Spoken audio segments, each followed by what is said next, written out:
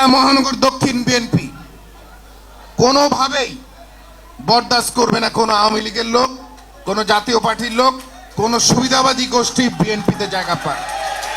যে এলাকার যেই নেতা, সেটা যেই হোক, যারা প্রশ্রয় দিবেন তাদের বিরুদ্ধে কঠোর থেকে কঠোর সাংগঠনিক ব্যবস্থা গ্রহণ করা হবে। আমি আমার ছাত্র দলের ভাইরা এখানে উপস্থিত আছে, ছাত্র দলের ভাইদের প্রতি আমার অনুরোধ থাকবে যে ছাত্র দল বিএনপিতে প্রবেশ করার প্রথম দরজা, সেইখানে তোমাদেরকে অত্যন্ত কঠোর হতে হবে, তোমাদের সজাগ থাকতে হবে যেন কোনো সুবিধাবাদী ছেলেরা আমাদের দলে ঢুকতে না পারে। কারণ একটা জিনিস আমাদেরকে লক্ষ্য রাখতে হবে, ছাত্র দলের ছেলেরা যদি বেঈমান হয়, তারা লম্বা সময় ধরে রাজনীতি করবে, পরবর্তী তারা বিএনপিকে ভেঙে চুরে নষ্ট করে দিবে। তাই ছাত্র দলের ভাইরা তোমাদেরকে অতি সজাগ থাকতে হবে, জেনে শুনে শিক্ষিত ভদ্র মার্জিত ভালো ফ্যামিলির ছেলেদেরকে আমাদেরকে ছাত্র দলে তোমাদেরকে জায়গা করে দিতে হবে, তাদের কাছে যেতে হবে। আমাদের পাপন একটি কথা বলেছে যে আজকে দেখা যাচ্ছে যে আমরা যদি দেখি ভোটারদের মধ্যে 50%-এর অধিক মহিলা ভোটার বাংলাদেশে, কিন্তু আমরা যদি খেয়াল করি আমাদের দলের ভিতরে আমরা মহিলা ভাই বোনদেরকে জায়গা করে দিতে চাই না। সংগ্রামী নেতৃবৃন্দ, ভোটের যে পার্সেন্টেজ সেটা বদলে যাচ্ছে দিনে দিনে। আমাদেরকে আমাদের দলে যত সংখ্যক সম্ভব আমাদের দলে মহিলাদেরকে সম্পৃক্ত করতে হবে। সেখানে আপনারা মহিলাদেরকে সম্পৃক্ত করতে গিয়ে লাইনচ্যুত হওয়ার কোনো সুযোগ নাই।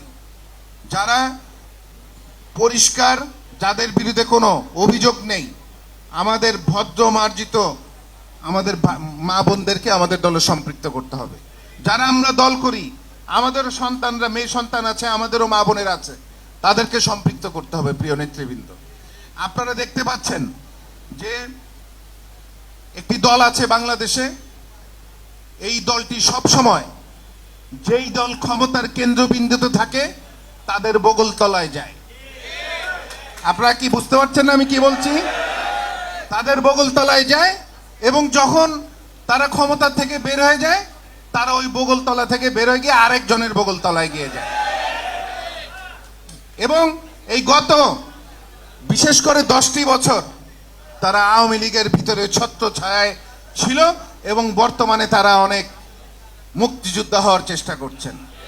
এবং তারাই সোশ্যাল মিডিয়া দেখবেন, সোশ্যাল মিডিয়া ভোট দিয়ে তারাই বিজয়ী হয়ে যায়। এখন তারাই যত বিএনপির বিরুদ্ধে প্রোপাগান্ডা চালায়, তারাই যত অপপ্রচার চালায়। কিন্তু সংগ্রামী নেতৃবৃন্দ, এখানে একটু আমাদেরও কিছু দোষ আছে। আমাদের দলের এই অনুপ্রবেশকারীরা আমাদের দলকে বদনাম করার অনেক চেষ্টায় লিপ্ত আছে। সেখানে আমাদেরকে সজাগ থাকতে হবে। আমাদের নেতা, বিশেষ করে আমাদের নেতাদেরকে খেয়াল রাখতে হবে যে দলের নাম ভাঙিয়ে কোনো চাঁদাবাজি, কোনো মাস্তান, কোনো মাদক ব্যবসায়ী যাতে আমাদের দলে অনুপ্রবেশ করতে না পারে, সেই দিকে লক্ষ্য রাখতে হবে। সংগ্রামী নেতৃবৃন্দ, বিএনপি ভারপ্রাপ্ত চেয়ারম্যান জনাব তারেক রহমান একটি সমাবেশে বলেছিলেন যে আগামী নির্বাচন আমাদের জন্য অত্যন্ত কঠিন হবে। এটা কি আপনারা বুঝেন? এটার মানেটা কি? অত্যন্ত কঠিন হবে, সকল ষড়যন্ত্রকারীরা একসাথে এক জায়গায় হবে, সেটাকে আমাদেরকে মোকাবেলা করতে হবে। কিন্তু বাংলাদেশের মানুষ বিএনপির পক্ষে আছে। যদি আমরা সমাজের ভালো কাজগুলি করি, যদি সমাজের মানুষের অসুবিধাগুলি বুঝি, মানুষের পাশে দাঁড়াই, মানুষের সঙ্গে কথা বলি, মানুষের পক্ষে কথা বলি, তাহলেই কিন্তু এই মানুষের ভোটগুলি আপনাদের ঝুড়িতে আসবে।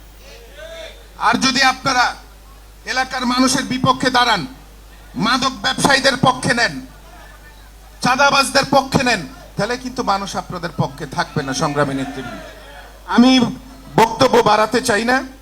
আমাদেরকে খেয়াল রাখতে হবে এই সদস্য নবায়ন যারা আমাদের পুরনো পরিচিত ত্যাগী নেতা কর্মী, তারা তাদের সদস্যপদ নবায়ন করবেন এবং যারা সমাজে সবার কাছে গ্রহণযোগ্য সেই মানুষগুলিকে আপনারা বিএনপিতে দাওয়াত দিয়ে বিএনপিকে সদস্য করার জন্য আপনারা কাজ করবেন।